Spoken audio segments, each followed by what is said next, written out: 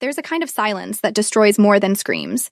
She learned that 4 years ago, on the day she signed papers that erased her name from a lifetime built beside him. He is Min Jae-hyuk, 32 years old, head of the Baeko organization, the man all of Korea fears to mention, and her. She's nobody now, or she was.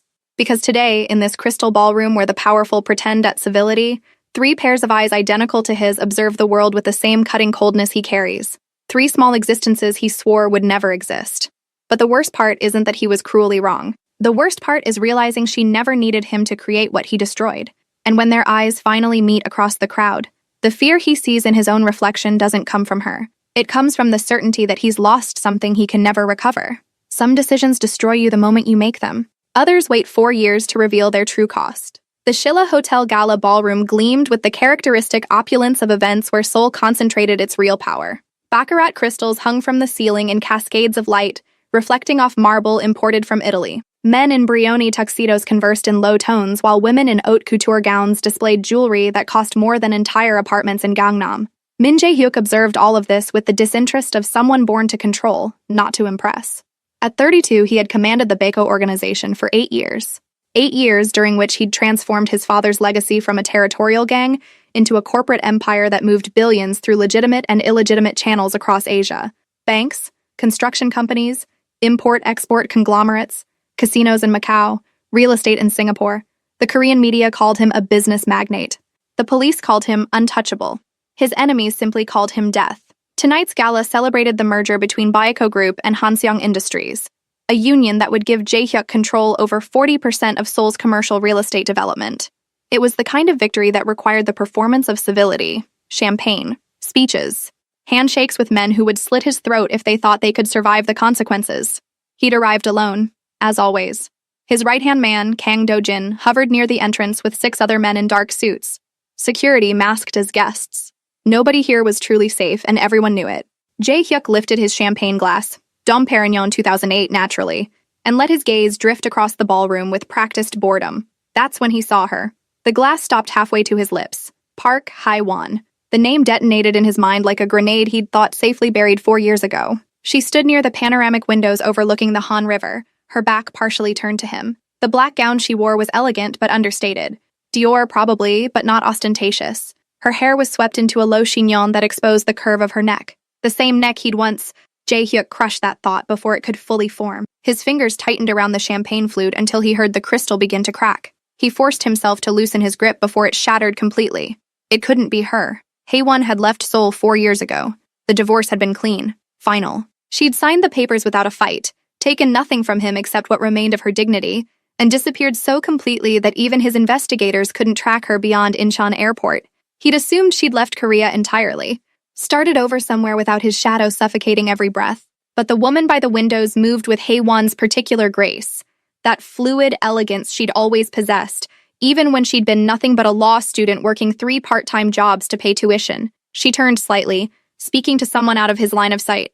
Jae-hyuk's world tilted on its axis. It was her, unmistakably.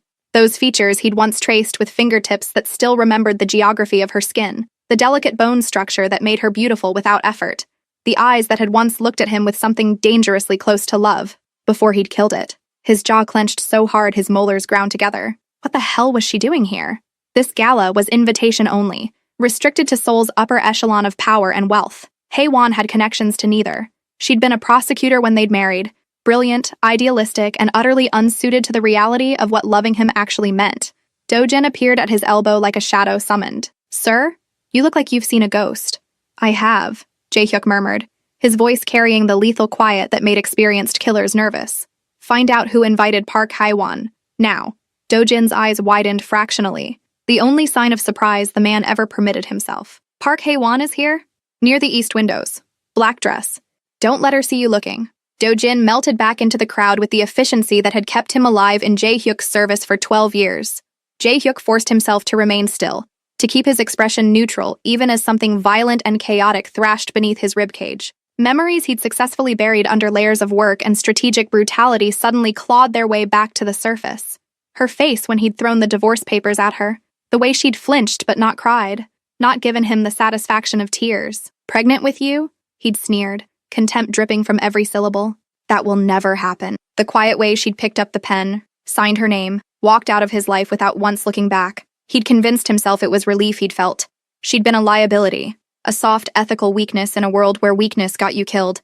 Loving her had been the most dangerous thing he'd ever done, more dangerous than any gang war or police investigation. So he'd cut her out like a tumor. And now she was back, standing in his ballroom, at his event, looking like she belonged to a world that had never included him in the first place.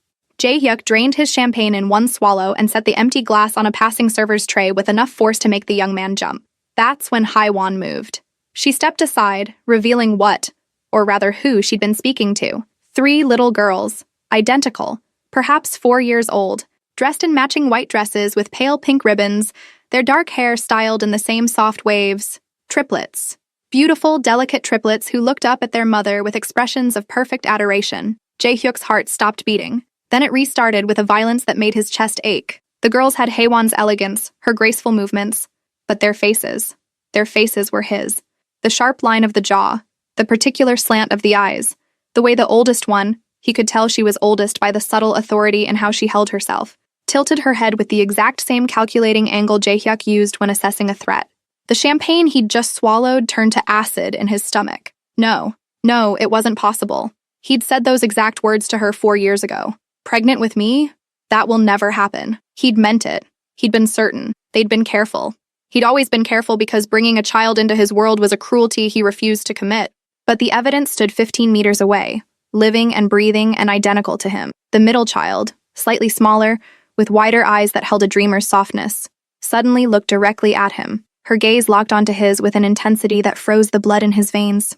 She saw him, recognized something, then she tugged on Haewon's dress. Everything that happened next occurred in slow motion. Haewon looked down at the child. The girl pointed. Haewon's gaze followed the direction of that small finger, and their eyes met across the crowded ballroom. 4 years collapsed into nothing. Jae-hyuk saw the exact moment Haewon recognized him. Her face drained of color, then flushed, then settled into an expression of such carefully controlled blankness that it was more damning than any emotion could have been. She said something to the children. Quick, urgent. The triplets immediately clustered closer to her, their small faces turning serious in a way that children that young shouldn't understand. Haewon placed a protective hand on the oldest girl's shoulder. Then she looked at Jae-hyuk again. This time, there was no shock, no fear, no residual love or longing or any of the things he might have expected. There was only ice, pure Arctic ice that made him feel like the stranger.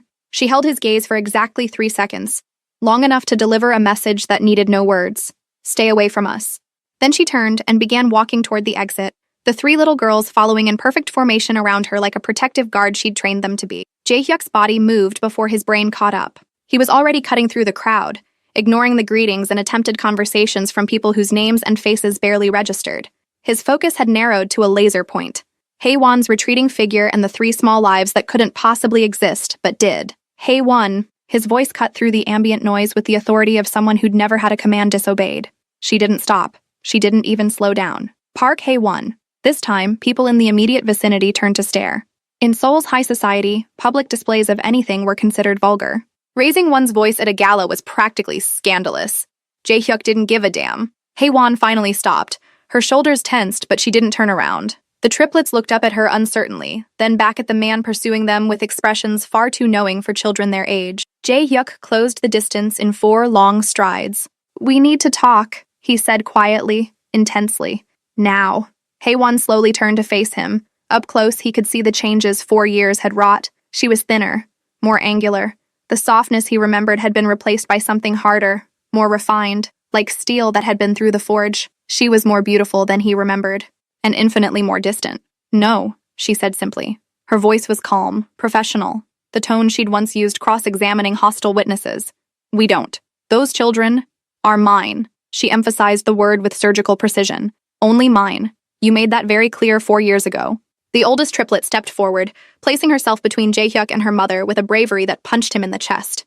"You're bothering our mommy," she said in a voice that, despite its childish pitch, carried unmistakable warning. "Please go away."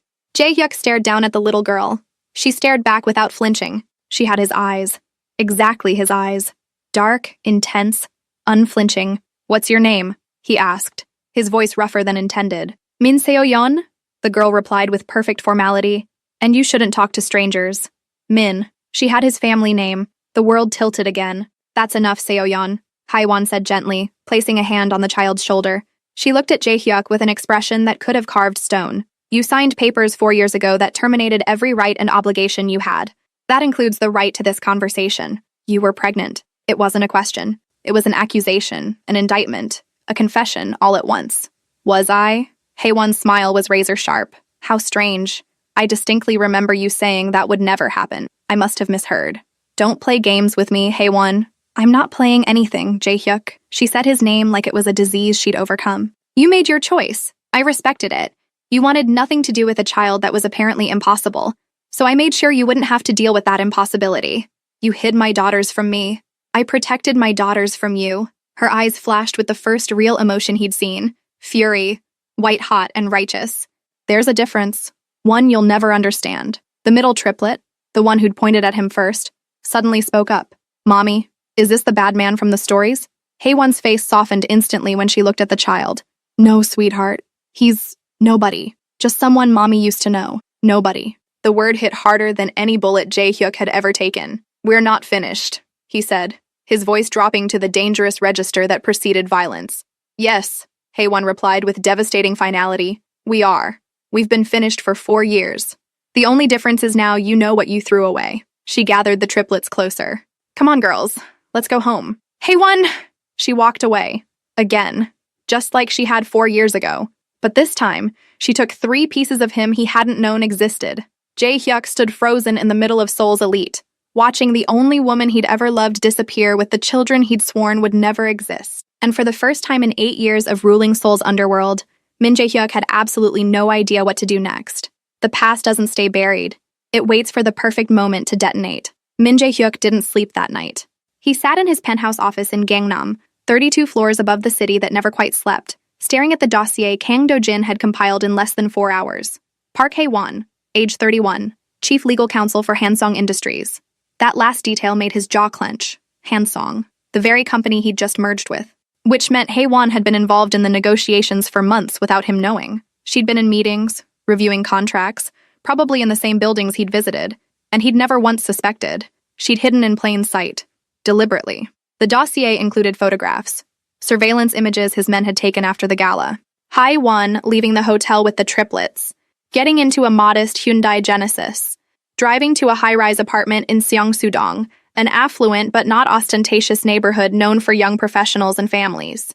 The apartment building wasn't cheap, but it wasn't the kind of luxury she could have afforded on a prosecutor's salary, which meant Hansung paid her very well indeed. There were school records. Min Seo-yeon, Min Ji-woo, Min Hae-rin, enrolled at Seoul International Academy, one of the city's most prestigious private schools. All 3 tested as gifted. Seo-yeon, the oldest by 7 minutes according to birth certificates Do-jin had somehow acquired, showed particular aptitude in logic and mathematics. Ji-woo excelled in creative arts and languages. Hae-rin demonstrated advanced emotional intelligence and mediation skills. Jae-hyuk's daughters were brilliant. His daughters. The words still felt impossible in his mind. He'd spent 4 years building an empire, consolidating power, eliminating rivals. He'd survived 2 assassination attempts, a police investigation that had cost him $8 million in bribes to bury, and a territorial war with the Jade Serpent Syndicate that had left 17 men dead. And the entire time, Hae-won had been raising his children alone. The thought made something violent twist in his chest, a sensation he didn't have a name for because he'd spent his entire adult life excising such feelings from his emotional repertoire. You look like you're planning a war, Do-jin observed from the doorway. Jae-hyuk didn't look up from the photographs. 3 identical little girls smiled at the camera in what appeared to be a school picture. Seo-yeon's smile was controlled, knowing. Ji-woo's was dreamy, distant. Hae-rin's was warm, genuine. I'm planning how to fix a mistake I didn't know I'd made, Jae-hyuk said quietly. With respect, sir, those children aren't a mistake. I didn't say they were. Jae-hyuk finally looked up, his expression harder than diamonds. The mistake was letting Hae-won believe I didn't want them.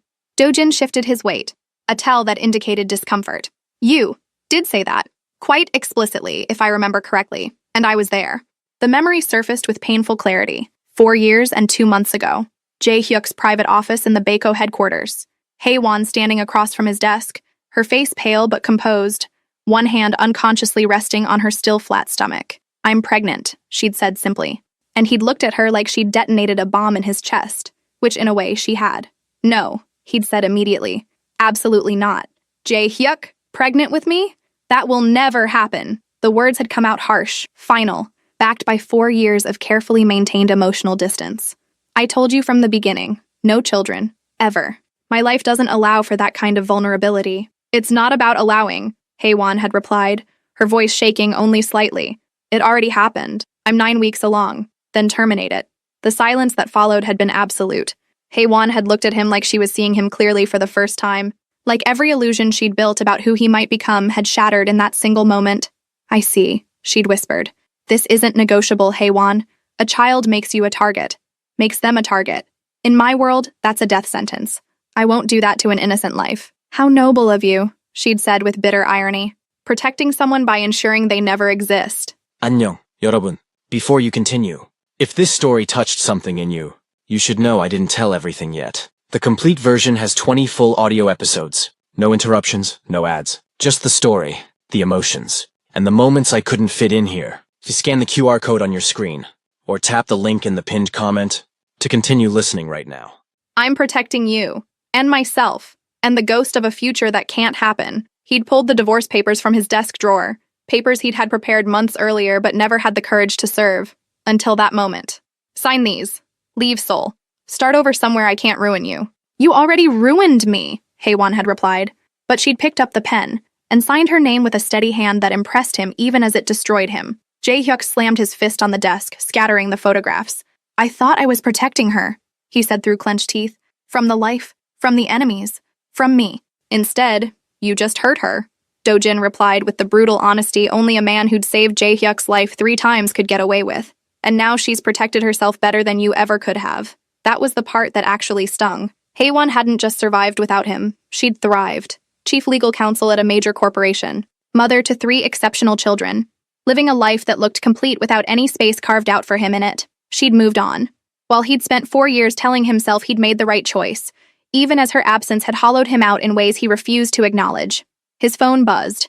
A text from an unknown number. Stop investigating me. Stop investigating my daughters. Leave us alone, or I will file a restraining order and make it public. Ask yourself if the head of Baeko Group can afford that kind of scandal. H.W. Jae-hyuk almost smiled. Almost. Even now, even while threatening him, Haewon was protecting him. A restraining order would raise questions about his past, his personal life, cracks in the carefully constructed facade he presented to Seoul's business community. She could destroy his reputation with a single filing, but she was giving him an out instead. He typed a response. We need to talk. Not about us. About them. They deserve to know who I am. The reply came within seconds. They know exactly who you are. I told them the truth. You're the man who didn't want them. That's all they need to know. Jae-hyuk stared at the screen, rage and something painfully close to grief warring in his chest. I was wrong. 3 dots appeared, indicating she was typing, then disappeared, then reappeared. Finally, congratulations on your epiphany. 4 years too late. Don't contact me again. She blocked his number. Jae-hyuk set the phone down with lethal calm. Do-jin, sir, find out everything about Haewon security, where the girls go to school, their routes, schedules, vulnerabilities. Are you planning to kidnap your own children? I'm planning to protect them, whether their mother likes it or not. Jae-hyuk stood walking to the floor-to-ceiling windows that overlook the city he controlled. Haewon thinks she can hide them from my world, but the moment anyone in Seoul's underworld discovers I have daughters, those girls become leverage, targets. Then maybe, Do-jin suggested carefully, you should respect Haewon's wishes and stay away. That's the best protection you can offer. Jae-hyuk was quiet for a long moment. I thought that 4 years ago, he finally said. I was wrong then. I won't be wrong again, even if it means going to war with the mother of your children. Especially then. Jae-hyuk's reflection in the window showed a man who'd forgotten how to lose. Because Haewon doesn't understand what I do. Seoul's underworld doesn't care about her wishes or restraining orders. The moment they smell blood, they'll come. And I'll be there to make sure my daughters never know what it's like to be afraid. Do-jin sighed. This is going to end badly. It already ended badly, Jae-hyuk replied. 4 years ago. Now I'm just dealing with the aftermath. He turned back to the photographs scattered across his desk. 3 little girls who shared his DNA, but not his name. Not his protection, not his presence. That was about to change. Whether Park Haewon was ready or not, protection and possession look identical from a distance. The difference is only visible when you're already trapped. Haewon discovered the security detail on Tuesday morning. She was walking Seo, Yeon, Jiwoo, and Haerin to their school bus stop, a daily ritual they all cherished despite the early hour, when she noticed the black Mercedes sedan parked half a block away. Same position as yesterday, and the day before. Different car, but the same model, the same tinted windows. The same subtle professional quality that screamed private security. Her blood turned to ice. "Mommy?" Hayrin tugged on her hand. "You stopped walking." Haewon forced a smile for her most emotionally perceptive daughter. "Just remembered something I forgot to tell you. Remember how we talked about strangers?" All three girls nodded seriously. They'd had this conversation more times than any 4-year-old should need to. If anyone ever approaches you, anyone you don't know, what do? Run to a teacher, Seoyeon recited immediately, or a police officer. "Make lots of noise," Jiwoo added. "Scream and yell. Don't go anywhere with them ever," Hayrin finished. "Even if they say mommy sent them." "Perfect." Haewon kissed each of their foreheads. "You're my smart, careful girls." She walked them the rest of the way to the bus stop, hyper-aware of the sedan trailing them at a discreet distance. Professional, patient, relentless. Exactly like Jae-hyuk. After the school bus pulled away, taking with it the 3 most precious pieces of her heart, Haewon walked directly toward the Mercedes. The driver's window rolled down as she approached. The man inside was in his late 30s, Korean, wearing a perfectly tailored black suit. His expression was professionally neutral, but his eyes tracked her movements with the assessment of someone trained in violence. "Mrs. Park," he said politely. I know exactly who you are," Haewon cut him off coldly. "And who sent you. Tell Min Jae-hyuk that if I see you or anyone like you within 100 meters of my daughters again, I'm filing that restraining order. Today." "Mr. Min is concerned about the children's safety." "Mr. Min," Haewon said with acid precision, "has no children. He made that explicitly clear 4 years ago. These surveillance games don't change that legal reality." The security agent shifted uncomfortably. "Ma'am, with respect, Mr. Min's world has enemies. If they discover his daughters exist, they won't. Because they're not his daughters in any way that matters. They're mine. I've kept them safe for 4 years without his help or his protection." She emphasized the last word like it was a curse. "Tell your employer to stay away from my family. This is the only warning he gets."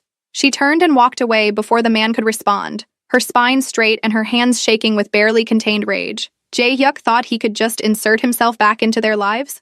Thought he could claim some paternal authority after years of absence? Not a chance. But the security detail didn't disappear. Over the next week, Haewon identified 3 separate teams rotating shifts. One outside her apartment building, one near the girls' school, one that followed her to work at Hansung Industries. She filed a formal complaint with the police. The officers took her statement politely and promised to look into it, but nothing changed.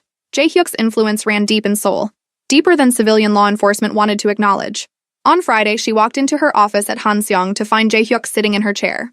Her heart slammed against her ribs even as her expression froze into professional blankness. "Get out of my office," she said calmly. Jae-hyuk stood with the fluid grace of a predator rising from rest. He wore a charcoal Tom Ford suit that probably cost more than her monthly salary. His dark eyes tracked her with an intensity that once would have made her knees weak. Now it just made her angry. "We need to talk, Haewon. No, we need you to respect boundaries like a functional adult." She crossed her arms.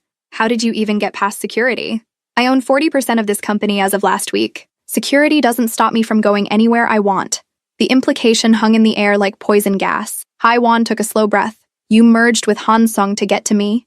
"I merged with Hansung because it was strategically sound." Jae-hyuk's expression gave nothing away. "Your presence here was an unexpected complication." "Funny. I'd describe you exactly the same way." Something that might have been pain flickered across his features before vanishing. "I know you're angry." "Angry?" Haewon laughed without humor.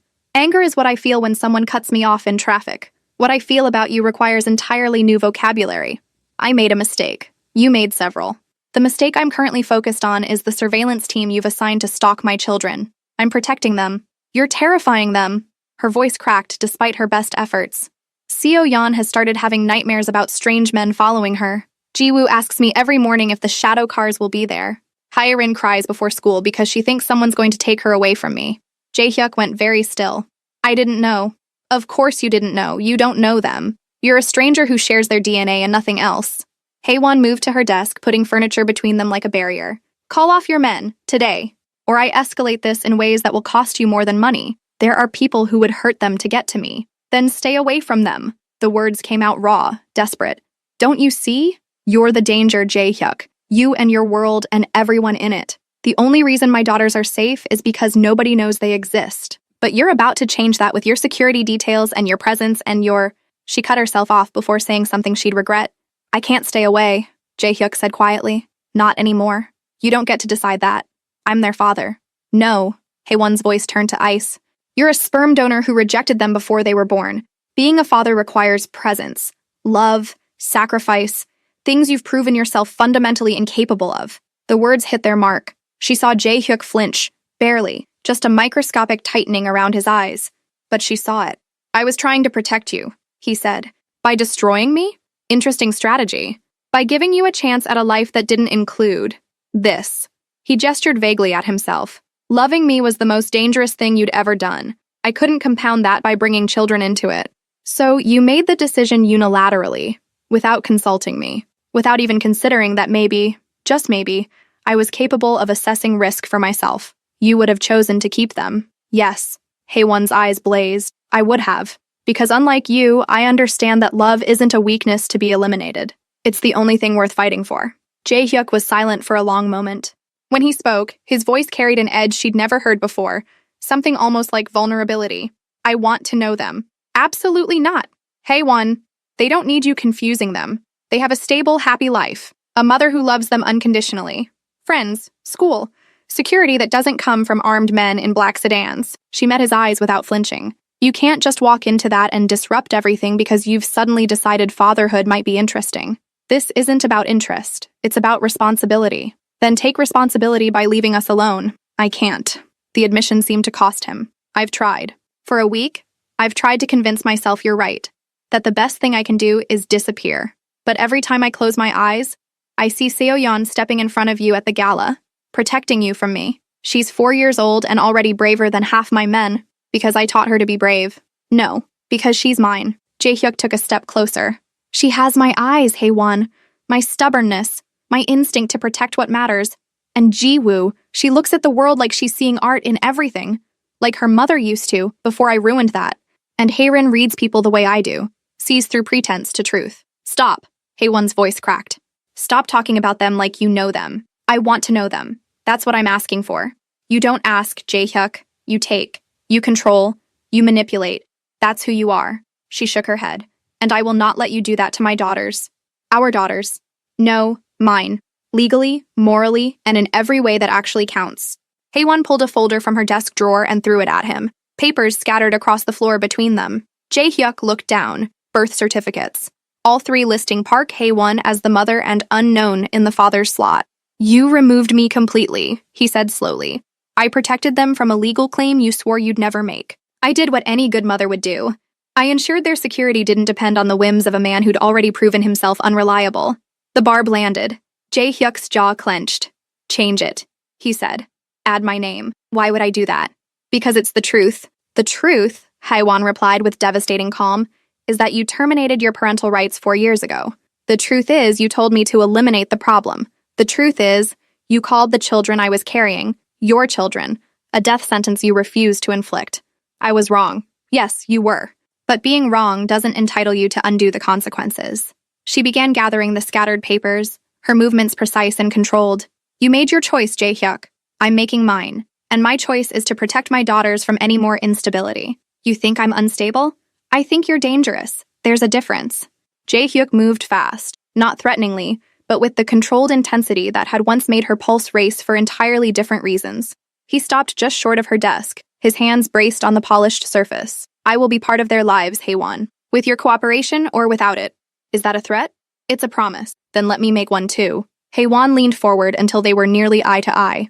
You come near my daughters without my explicit permission, I will bury you. Not with violence. I know you're better at that than I'll ever be.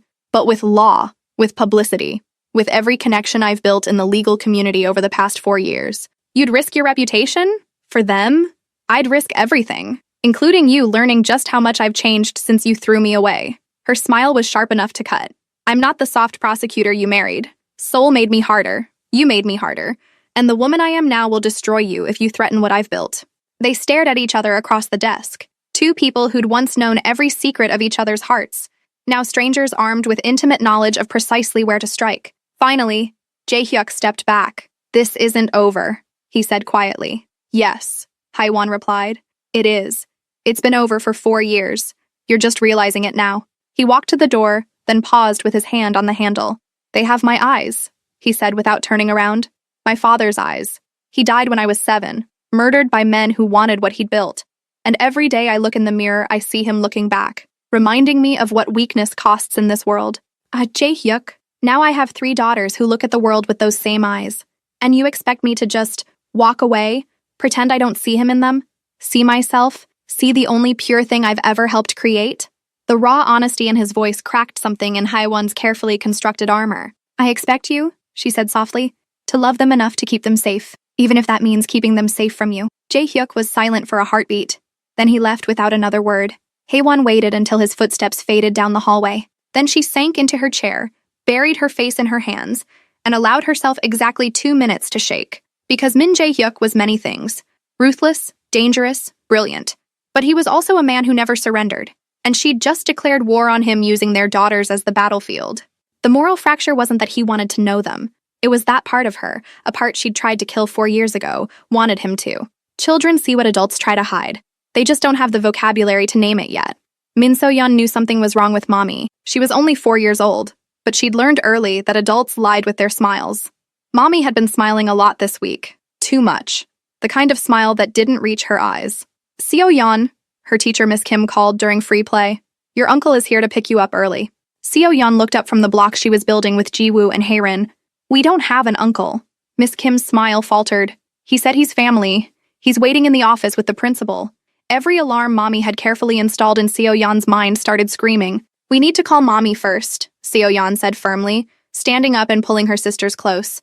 That's the rule. Always call Mommy. Of course, sweetheart, I'll do that right now. But when Miss Kim stepped away to make the call, Seo-yeon noticed the man standing outside the classroom window. Tall, black suit. The same kind of suit the men in the shadow cars wore. He was watching them. Seo-yeon grabbed Ji-woo's hand. We need to hide. Now. Why? Haerin whispered, her eyes going wide. Because Mommy said if strange men ever come for us, we run. Seo-yeon pulled her sisters toward the reading corner where Miss Kim kept emergency supplies. And we don't stop running until we find Mommy. 3 minutes later, Kang Do-jin stood in Seoul International Academy's principal office, watching Park Hae-won arrive like a force of nature. She didn't knock. She slammed the door open hard enough to make the principal jump. Where are my daughters? Her voice was lethal calm. Mrs. Park, please. There's been a misunderstanding, the principal stammered. This gentleman presented credentials saying he was authorized. He's not. Haewon's eyes locked onto Do-jin with killing intent. He's a criminal who works for my ex-husband. And if you've let him anywhere near my children, I'm shutting this school down with lawsuits that will bankrupt you personally. Do-jin raised his hands in a peaceful gesture. The children are safe. They're with their teacher. I don't care what you came to do. Haewon pulled out her phone. I'm calling the police. You have 30 seconds to leave before I press send. Mr. Min just wanted to ensure 20 seconds. Do-jin recognized defeat when he saw it. He left. But as he walked to his car, he sent a text to Jae-hyuk. She's not going to cooperate. And the children are smart. Too smart. They reacted to my presence like trained operatives. Whatever Park Hae-won has taught them about strangers. It's working. The response came immediately. Good. At least she's protecting them properly. Pull all surveillance from the school. I'll find another way. Do-jin stared at the message. In 12 years of service, he'd never seen Jae-hyuk retreat from anything. This woman and these children had changed him in ways that terrified Do-jin more than any gang war ever had. Desperation makes men honest, and honesty from dangerous men is the most terrifying thing of all. Hae-won found the envelope on her apartment door at midnight. She'd just finished putting the girls to bed after the school incident, a process that had taken 3 stories, 2 glasses of water, and 45 minutes of reassurance that no strange men couldn't take them away from Mommy, ever. The envelope was unmarked, expensive paper, no postage, hand-delivered. Her hands shook as she opened it. Inside was a single photograph and a handwritten note. The photograph showed 3 men, Korean, late 20s, covered in tattoos that marked them as Jade Serpent Syndicate, Jae-hyuk's most violent rivals. They were standing outside Seoul International Academy watching the playground. The timestamp read yesterday, 2:47 p.m., exactly when the girls would have been at recess. The note was in Jae-hyuk's handwriting, elegant, precise. You think I'm the danger, but I'm the only thing standing between them and this. The Jade Serpents know I have daughters now. Someone talked. Someone always talks. Your secrecy bought you 4 years. That time is over. You can hate me. You can fight me, but you cannot keep them safe alone anymore. My men will maintain a perimeter whether you approve or not. Because if anything happens to them, I will burn Seoul to the ground. And you know I'm not speaking metaphorically. We need to talk, truly talk, for their sake. JHPS. I've enclosed information on the Jade Serpent members currently surveilling your building. You're welcome to file police reports. They'll be dead by morning anyway. Haewon read the note 3 times. Then she walked to her bedroom, locked the door, and called the one person she'd sworn never to contact again. He answered on the first ring. Haewon. Just her name. But the way he said it, rough with relief and something darker, made her chest tight. The Jade Serpents, she said without preamble. How long have they known? 5 days, since the gala. Someone from Hansong Industries leaked photos to them. I'm still identifying who. And you didn't tell me? Would you have believed me? Or would you have accused me of manufacturing a threat to manipulate you? The accuracy of that assessment made her jaw clench. What do they want? She asked. Leverage. They can't touch me directly. I'm too well protected. But 3 4-year-old girls? His voice went cold in a way that promised violence. That's a vulnerability they can exploit. So your presence in their lives makes them targets. Thank you for proving my point. My absence won't change what they already know. The snap in his voice was startling. Jae-hyuk never lost control. They've seen the photographs. They know the girls exist. The only question now is whether they're protected by the most feared organization in Seoul, or by a single mother with good intentions and zero capacity for the kind of warfare that's coming. Haewon closed her eyes. I hate you. I know. I hate that you're right. I know that too. A pause. Let me help. Help implies partnership. This would be you taking over. No. This would be me providing what you can't. Armed protection, intelligence networks, and the reputation that makes rational people reconsider attacking what's mine. They're not yours. They're mine to protect. Whether you claim me as their father or not, my DNA is in their blood. That makes them targets. I'm trying to also make them untouchable. Haewon wanted to argue, wanted to find a hole in his logic, but she kept seeing that photograph, 3 predators watching her daughters play. What are you proposing? She asked carefully. Supervised visitation. 1 hour. This weekend. Neutral location. You present the entire time. That's reasonable.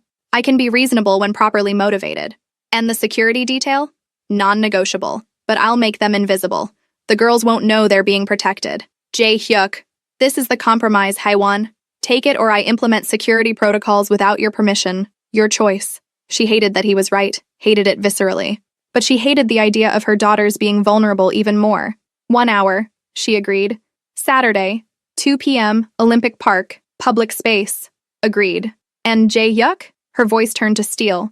If you hurt them, emotionally, psychologically, in any way, I will find a way to hurt you back, legal or otherwise. Understood. His voice softened almost imperceptibly. Thank you. She hung up before she could say something she'd regret. Like that part of her, the part that still remembered loving him, was relieved he wanted to try. Some meetings change nothing. Others change everything. You don't know which until it's too late to choose differently. Saturday arrived with brutal clarity. Jae-hyuk stood near the Olympic Park lake at 1:55 p.m., wearing jeans and a simple black sweater, the most casual clothing he'd worn in years. Dojin had almost laughed when he'd seen the outfit. You look like a person, Dojin had observed. I'm trying to look like a father, Jae-hyuk had replied.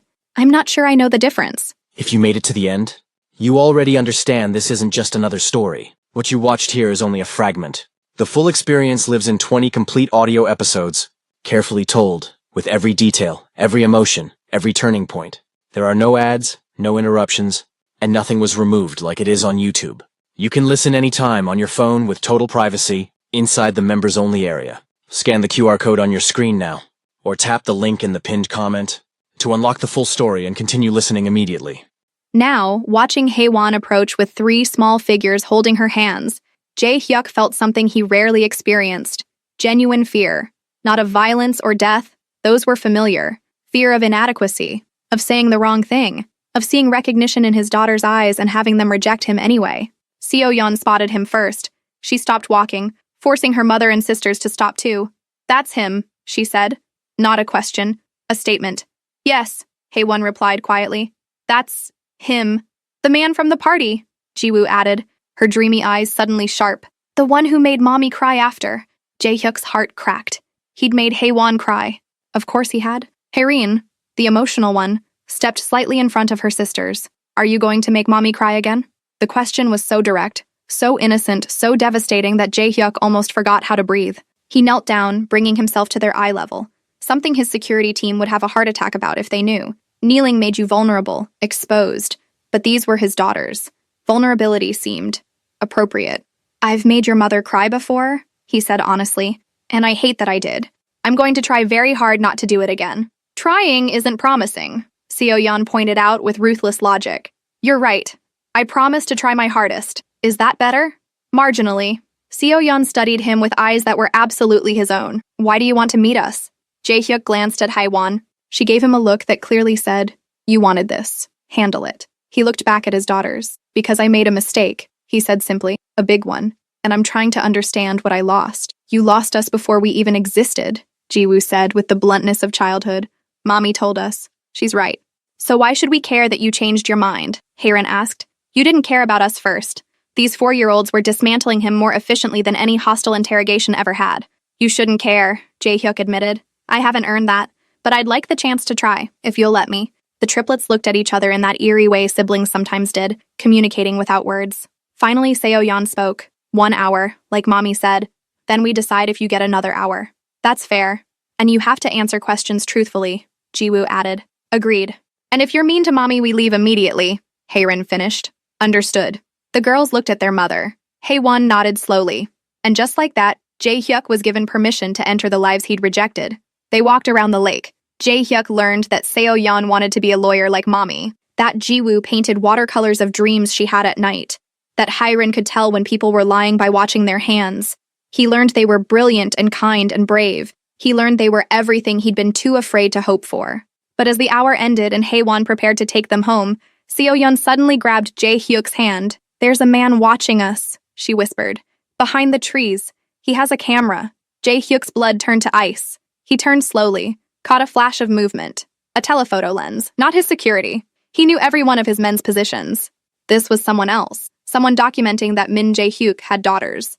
"Get them to the car," he said quietly to Haewon. "Now." "Jae-hyuk, now!" Haewon saw his expression and didn't argue. She gathered the girls and moved. Jae-hyuk pulled out his phone and sent a single text to Dojin, photographer. "North trees, alive." 2 minutes later, Dojin dragged a struggling man from the forest. Jae-hyuk recognized the tattoo on his neck immediately. Jade Serpent. The war he'd been preparing for had just officially begun, and his daughters were already caught in the crossfire.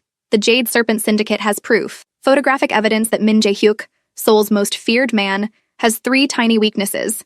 3 daughters who share his eyes but not his protection. 3 targets his enemies will use to destroy him. Haewon fought to keep them hidden. Jae-hyuk fought to know them, but now they'll both have to fight to keep them alive. Because in Seoul's underworld, family isn't a blessing. It's a death sentence waiting to be executed. If this video hits 3K views on the day it's posted, plus 20 comments, I'll release episode 02 today. Comment below. Team Jae-hyuk. He deserves a chance to protect his family. Team Haewon. She should take the girls and disappear. Your comments determine what happens next. Will they fight together or tear each other apart while their enemies close in? The clock is ticking. 3K views, 20 comments. Episode 02 drops today.